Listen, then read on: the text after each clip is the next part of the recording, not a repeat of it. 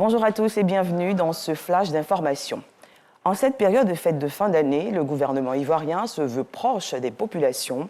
La ministre d'État, ministre des Affaires étrangères, par ailleurs maire de la commune d'Abobo, a réceptionné ce jeudi un important don de kits alimentaires du président de la République Alassane Ouattara par l'entremise du district autonome d'Abidjan. Ce don a été aussitôt redistribué par Kandia Camara aux populations des 13 communes d'Abidjan. Issaïe Ojodan.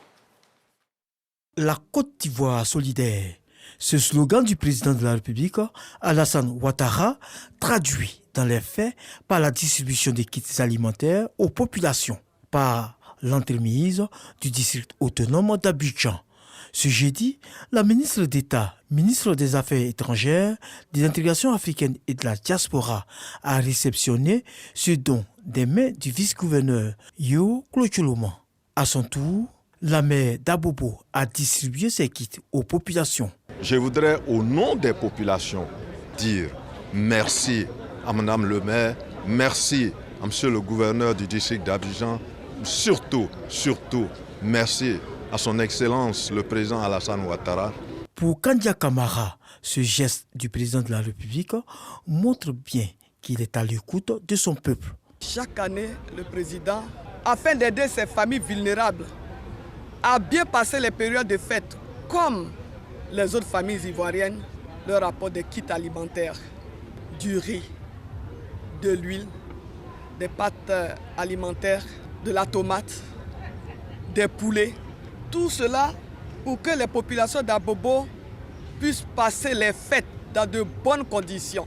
Nous disons merci au président de la République, son Excellence Alassane Ouattara. Kandia Camara ne rate pas l'occasion de dévoiler son plan pour Abobo. Abobo est en chantier. Ce sont des routes qui sont en train d'être bitumées. Ce sont des voies qui sont en train d'être réhabilitées. Vous avez les centres de santé, les écoles qui sont en train d'être réhabilitées, mais il y en a qui sont prévus pour être construits. Il est prévu un lycée d'excellence. Il est prévu la construction d'un lycée de jeunes filles avec internat. Les travaux du plus grand CHU de Côte d'Ivoire ont été lancés. Après la commune d'Abobo, Cap sur Cocody. Ici également, la population a eu droit au cadeau du chef de l'État. Vous avez vu la mobilisation des populations. Nous sommes venus porter les kits du président de la République aux populations vulnérables, aux orphelins, aux veuves, aux personnes âgées. Nous l'avons fait et nous sommes heureux de porter le message de ce grand homme qui est vraiment épris de paix et de générosité. C'est la manifestation la plus éloquente de la solidarité et du partage. Encore une fois, merci. Merci infiniment au président de la République pour ce geste-là. Il n'y a pas de politique dans ces actions-là. Je crois que de temps en temps, il faut qu'on regarde la fraternité agissante. C'est le lieu de rappeler que cet élan de solidarité et de partage des kits alimentaires a lieu depuis l'accession du président de la République à la magistrature suprême en 2011. Une note de religion dans ce flash, le séminaire bilan de l'édition 2022 du Hadj a refermé ses portes mardi 20 décembre dernier à la Kestab au Plateau. Ce séminaire, une occasion pour tirer les leçons des dysfonctionnements constatés lors du dernier pèlerinage. Présent à la clôture, le ministre de l'Intérieur et de la Sécurité, le général Vagondo Diomondé, a encouragé et félicité les acteurs impliqués dans l'organisation du Hadj.